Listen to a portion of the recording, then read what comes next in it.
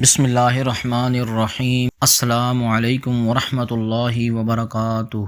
خوش آمدید۔ آپ دیکھ رہے ہیں انوار درود، وہ چینل جہاں دلوں کو سکون، روحوں کو روشنی اور زبانوں کو درود پاک کی مٹھاس ملتی ہے۔ یہاں درود پاک کے انوار، اسرار، مشاہدات، واقعات، کرامات، کمالات اور اولیاء کرام کے فیوز و برکات، ان کی تعلیمات کا بیان ہوتا ہے۔ اگر آپ نماز پڑھتے ہیں، درود پاک پڑھتے ہیں، لیکن دل میں وہ نور، وہ سکون، وہ کشش پیدا نہیں ہوتی،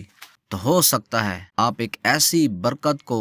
نظر انداز کر رہے ہیں جس کے بارے میں اولیاء کرام فرماتے ہیں یہ روحانیت میں پر لگا دیتی ہے۔ جی ہاں، آج میں آپ کو درود ابراہیمی کے وہ راز بتاؤں گا جو عام لوگوں کو نہیں معلوم، اور ہو سکتا ہے یہ ویڈیو سن کر آپ کی پوری روحانی زندگی بدل دے۔ ہم میں سے اکثر لوگ دوسروں کو نصیحت کرنا جانتے ہیں مگر خود کو نصیحت کرنا بھول جاتے ہیں، یعنی اپنے آپ کو نصیحت کرنا،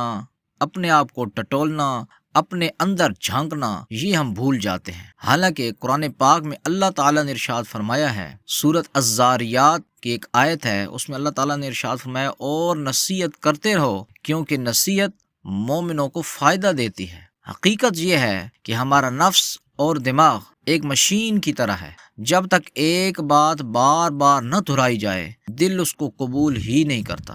معزز سامعین کرام، اس لیے درود ابراہیمی کے فضائل کو، درود جتنے ہیں ان سب کے فضائل کو بار بار سننا، بار بار پڑھنا، بار بار دیکھنا، بار بار لکھنا، خود کو بار بار یاد دلانا، یہ سب قرآن پاک پر عمل کرنا ہے۔ جب انسان خود کو نصیحت کرتا ہے تو دل نیکی کی طرف مائل ہوتا ہے، دل میں خیر کی طلب پیدا ہوتی ہے، اور رفتہ رفتہ انسان گناہوں سے نفرت کرنے لگتا ہے۔ یہ آپ اپنی زندگی میں دیکھ لیں کہ جب تک آپ موبائل پر درود پاک کے فضائل، درود پاک کے مشاہدات، برکات، کرامات، کمالات سنتے رہیں گے، تب تک آپ کا دل درود پاک کی طرف مائل ہوتا رہے گا۔ آپ کا دل کرتا رہے گا کہ میں بھی شروع کروں، میں بھی پڑھوں، میں بھی پڑھوں، اس کے ساتھ یہ ہوا ہے، اس کو یہ فائدہ ملا ہے، اس کے ساتھ یہ روحانی خواب آ رہے ہیں، اس کو یہ مشاہدات ہو رہے ہیں، اس کو نبی کریم علیہ السلام کی زیارت ہو رہی ہے، مجھے بھی ہونی چاہیے۔ موٹیویشن پیدا ہوتی ہے، اور جب ہم اس چیز سے دور ہوتے ہیں، دنیاوی مادیت پرست میں ہم جب چلے جاتے ہیں، دنیا کی کاموں میں چلے جاتے ہیں، ہم نیکی کی طرف نہیں جاتے، تو پھر اس چیز کی طلب کم ہوتی ہوتی حتیٰ کہ ہمیں پڑھنا بھی بھول جاتا ہے کہ ہم نے اللہ تعالیٰ کی عبادت کرنی ہے، ہم نے قرآن مجید پڑھنا ہے، ہم نے اللہ تعالیٰ کا ذکر کرنا ہے، ہم نے نبی کریم علیہ السلام پر درود پاک پڑھنا ہے یا نہیں پڑھنا۔ آپ یہ بھی مشاہدہ کر لیں کہ آپ کچھ دن تسبیح نہ پکڑیں، کچھ دن جو ہے آپ تسبیح کو پاکٹ کے اندر رکھیں یا گھر کے اندر رکھیں، اور آپ درود پاک کو پھر اندازہ لگا کے دیکھ لیں کہ آج آپ نے کتنا درود پاک پڑھا ہے۔ یعنی کہ ایک چیز کے ساتھ لگاؤ ہو جاتی ہے، ایک چیز کے ساتھ نسبت ہو جاتی ہے، تو جس چیز کے ساتھ نسبت ہو جاتی ہے، جس چیز کے ساتھ محبت ہو جاتی ہے، جس چیز کے ساتھ لگاؤ ہو جاتا ہے، پھر اس چیز کی طرف محبت ہونے لگ جاتی ہے، پھر اس چیز کی طرف بندے کا رجحان، دھیان بن جاتا ہے، توجہ بن جاتی ہے، پھر وہ بندہ بار بار کرنے لگ جاتا ہے۔ معزز سامعین کرام، اہل طریقت کے نزدیک درود ابراہیمی ایک ایسے پرندے کی طرح ہے جس پر بیٹھ کر سالک روحانیت کے لمبے سفر بآسانی طے کر لیتا ہے۔ اولیاء کرام فرماتے ہیں، اہل باطن، اہل تکوین اور اللہ کے خاص بندوں سے فیض لینے کے لیے درود ابراہیمی سے تیز کوئی عمل نہیں ہے۔ ہم نے اپنے تجربات اور مشاہدات سے دیکھا ہے کہ بہت سے لوگ کسی نہ کسی سلسلے میں ہوتے ہیں، ذکر بھی کرتے ہیں، مگر باطن میں نور کی کمی محسوس کرتے ہیں، دل خشک رہتا ہے، روح میں تازگی نہیں آتی۔ جب ہم نے انہیں درود ابراہیمی کی طرف متوجہ کیا تو ہم نے اپنی آنکھوں سے دیکھا کہ انہی کے شیوخ کی خاص مہربانی ان پر دوبارہ ہونے لگی، باطن میں نور اترنے لگا، اور بعض کو اویسی فیض اور باطنی بیت کی سعادت نصیب ہوئی ہے۔ اویسی فیض ہر انسان کو نہیں نصیب ہوتا، یہ خاص لوگوں پر یہ منکشف ہوتا ہے، خاص لوگوں کو یہ فیض اور علم ملتا ہے، جن میں درود ابراہیمی پڑھنے والے لوگ بھی شامل ہیں۔ جو لوگ فنا فی الرسول کے مقام پر ہوتے ہیں ان کے دل میں سنت کی محبت بہت زیادہ شدت اختیار کر جاتی ہے۔ ان کے لیے درود ابراہیمی صرف ایک وظیفہ نہیں رہتا بلکہ روح کی غذا بن جاتی ہے۔ ایسے لوگ اپنی باتوں کو چھوڑ دیتے ہیں، اپنی پسند کو قربان کر دیتے ہیں، اپنے نفس کو فنا کر دیتے ہیں، اپنی میں کو ختم کر دیتے ہیں اور حضور اکرم صلی اللہ علیہ وآلہ وسلم کی محبت، اطاعت اور ادب میں فنا ہو جاتے ہیں۔ یاد رکھیں معزز سامعین کرام، جس ذکر میں حضور صلی اللہ علیہ وآلہ وسلم کی محبت شامل ہو جائے وہ ذکر بہت جلد اثر دکھاتا ہے، وہ ذکر دل کو بدل دیتا ہے، وہ ذکر زندگی کے بند دروازے کھول دیتا ہے۔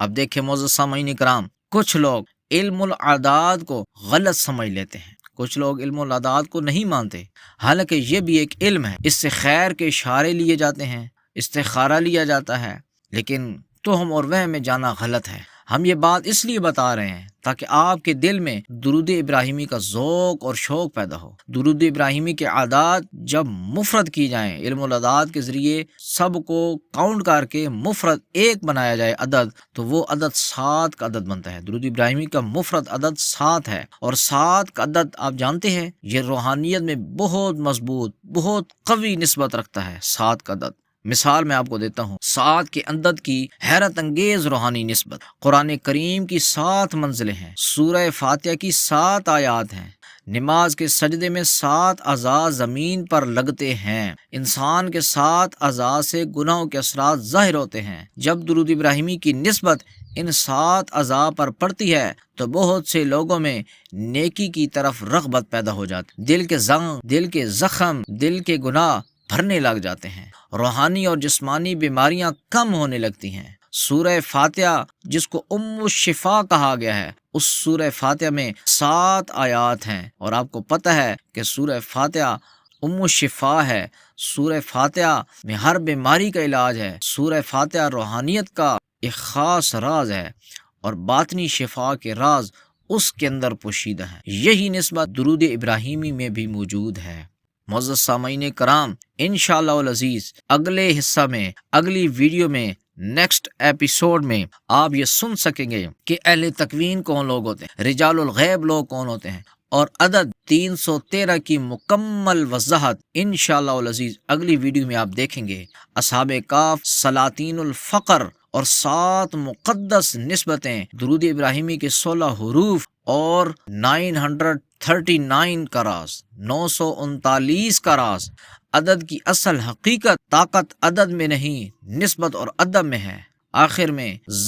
حضرات گرامی، آخر میں یہ کہنا چاہوں گا کہ اس چینل کے ساتھ جڑے رہیں، اس چینل کے ساتھ جب تک جڑے رہیں گے آپ کو روحانی فیض بھی ملتا رہے گا، آپ کو روحانی علم بھی ملتا رہے گا، آپ کو نئی چیزیں سننے کو ملیں گی، اور آپ کو درود پاک کے حوالے سے، ذکر اذکار کے حوالے سے آپ کو معلومات ملتی رہیں گی۔ اور اس چینل کو سبسکرائب بھی کریں، اس چینلز کو زیادہ سے زیادہ شیئر بھی کریں، لائک بھی کیا کریں، اور ثواب کی نیت سے درود پاک لکھنا مت بھولا کریں، لازمی کمنٹس میں درود پاک لکھا کریں۔ جب تک آپ کا درود پاک لکھا رہے گا معزز سامعین کرام، مرنے کے بعد بھی آپ کو اس کا اجر، آپ کو اس کا ثواب، آپ کو اس کا روحانی فائدہ ملتا رہے گا۔ تب تک کے لیے اللہ حافظ۔ السلام علیکم ورحمۃ اللہ وبرکاتہ۔ اللہم صلی علی محمد وعلی آل محمد وبارک وسلم۔ اس ویڈیو کو لائک بھی کریں، شیئر بھی کریں، اور ثواب کی نیت سے کمنٹس میں درود و سلام لکھنا مت بھولیے۔ وما علینا الا البلاغ المبین۔